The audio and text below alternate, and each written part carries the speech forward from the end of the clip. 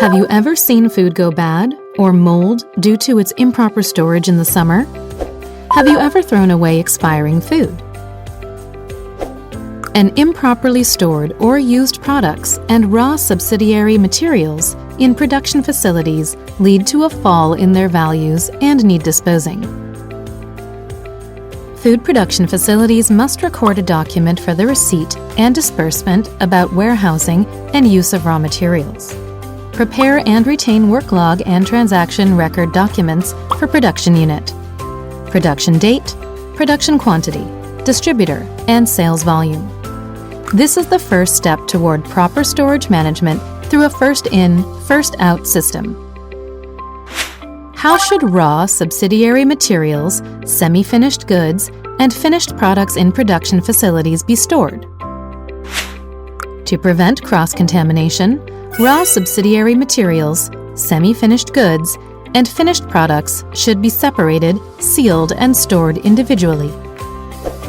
In addition, they must be managed by keeping a minimum distance of more than 10 centimeters from the floor or walls in order to avoid direct contact.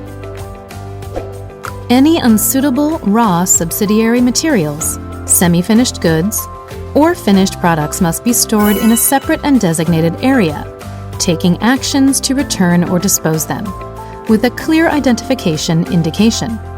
All these processes must never fail to be recorded.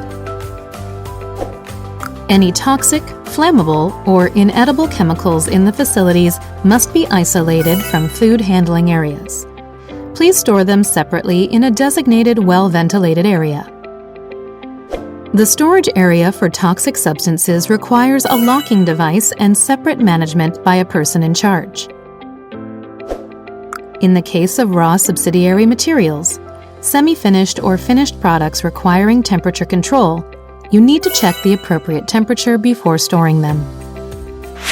Frozen products should be stored at below 18 degrees Celsius and refrigerated products at 0 to 10 degrees Celsius, pursuant to standards and specifications for food products, notified by the Ministry of Food and Drug Safety.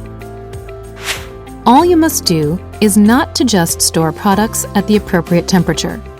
Please measure the storage temperature on a periodical basis and check if the temperature is appropriate. The regular habit of checking and inspecting means a shortcut to proper food production.